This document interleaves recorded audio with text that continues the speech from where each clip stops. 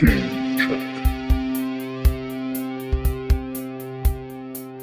to GameCheckLive. I'm Art, this is Matt. Today we're going to be looking at two apps, Demolition and Touchgrind BMX. If you like the show, be sure to hit the subscribe button or give us a thumbs up. You can always check out our Twitter feed at GameCheckLive. So the first app up is Demolition Dash. This app scored a 3.0 on the rating scale. It's an endless running platformer where you play Zilla, a tiny monster who's bent on destruction.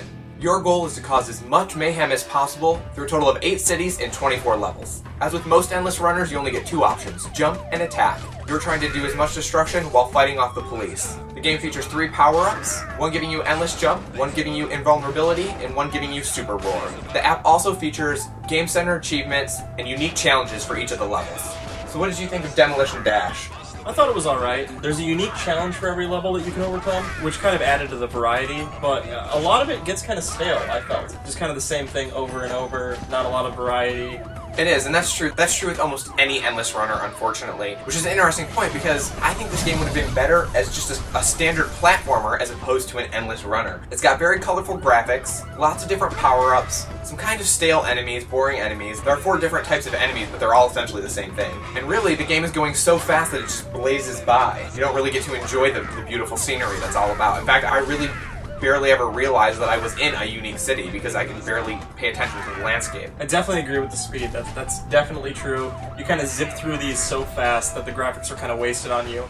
You barely have time to notice, hey, here's a policeman because you see the siren, here's a power-up. That's pretty much it. Beyond that, you can barely even make out Zilla. You're trying so hard to pay attention quickly. But I did notice that you just said it had lots of power-ups. There's only 3 power-ups. I actually kind of felt that it was kind of scanty in that direction, very low on the number of power-ups. No, I guess you're right. I guess that's a fair statement. I guess when I meant power-ups, I wasn't talking about just the 3, the chili pepper, the wings, and Godzilla, the invincibility power-up. I was also talking about the balloons that you can collect through the levels, all the objects that are there for you to smash with your roar as you go through if you just kind of spam that roar button. If this were just a standard platformer where you could run back and forth, actually try to dodge enemies, things like that, spend some time on the levels, plan your best route, I think this would be one heck of a game.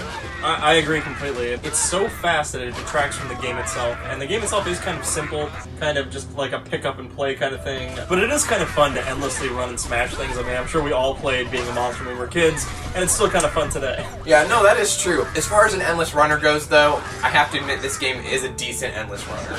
It's not a genre that I'm particularly fond of myself, so maybe that's why I'm being harsh here. But that said, one of the biggest drawbacks is that no matter how much you like endless runners, I still think this is going to get stale for people quickly. I also felt it was a little easy because there's not much variety and the enemies aren't exactly that difficult. The biggest complexity I found was actually the timing of the jumping because of the way the buildings are set up can sometimes be pretty difficult. But overall, what are you going to give this one? You know, I'm going to keep in mind that this is an endless runner and that I have to judge it as such. So while I can't give it a check plus, I'm not going to give it a check minus, and I'm going to level it out right at a check. I think it's a decent endless jumper. That's surprising. I thought he was going to give it a check plus. I'm actually going to give it a check myself. Again, it's not great enough for me to give it a +2, but, you know, it's good for what it is. I'm going to give it a solid check. Basically, if you're a fan of endless runners, this is probably worth the download. However, if you're not a fan of endless runners, this is probably not the app to start with. Alright, so let's check out our next app. Next up is a game called Touchgrind BMX. It scored a 4.0 on the rating scale. Let's take a little closer look. Similar to the original Touchgrind, this is an app where you control a BMX bike using your fingers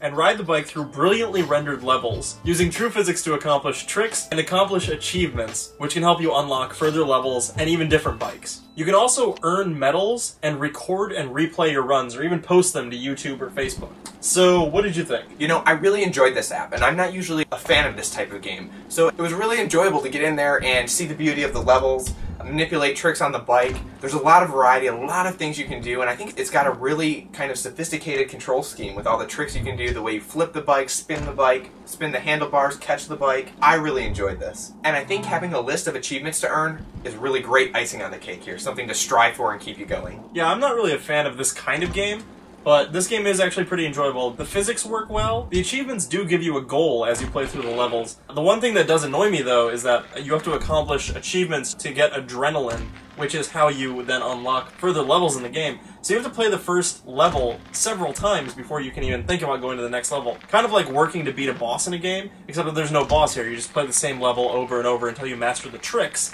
necessary to get the achievements, to get the adrenaline, to go to the next level, which is a valid mechanic, but I found to be a little tedious. Yeah, it can be a little tedious to go back through the level several times to unlock all the different achievements you need to move forward, but at the same time, those challenges keep you coming back and give you something to strive for. So if you get frustrated easily, this app could be a little discouraging, but if you like a challenge, this app will definitely push you in that direction and make you keep coming back until you do unlock those levels. The controls also can be a little bit difficult to master sometimes, as you no doubt found out. I didn't myself have much of a problem with them. But that said, I really only have one other pet peeve about this game, and that's right now, the latest update does support Retina display, but it comes at a cost. It comes at the cost of frame rate. So luckily the developers are letting you choose whether you want to use the Retina display support or whether you want to have a higher frame rate. And there are people on both sides of the camp. I'm going with the Retina display graphics, other people are going with the high frame rate. It's kind of a toss-up for some people, and hopefully that's something that get worked out and we can eventually experience both. The achievements that they require that you get to gather the adrenaline to move to the next level are by no means difficult to get. It's their way of artificially gating your progress so that you learn the tricks you need before you move on. I would agree with that, and they do progressively get harder. Alright, so overall, what did you think of this app? I really like the implementation. The controls are really nice and the scenery is beautiful, but in the end, I just didn't really find it to be... It was fun, but it wasn't that much fun, and I didn't like the way that the achievements artificially gated your progress. I thought they required too much to move on. So I'm going to go ahead and give this just a check. I loved this game. I thought it was a blast. I thought this game is perfect for iOS, the way you interact with the bike. So I really enjoyed this. It is a definite check plus for me. In the end, if you like the original Touchgrind or you like the idea of a real physics-based game where your fingers are actually controlling a bike, this is a game that you're definitely going to want to pick up. Alright, so that wraps up our show for today. Be sure to follow us on Twitter at GameCheckLive. You can follow us individually at Matt, at GameArtistry. Be sure to subscribe and hit the thumbs up down below. Also, leave us some comments. Let us know what you like, what you don't like. Let us know if you agree or disagree. And let us know any apps that you might want to see reviewed. We'll see you next time on GameCheckLive.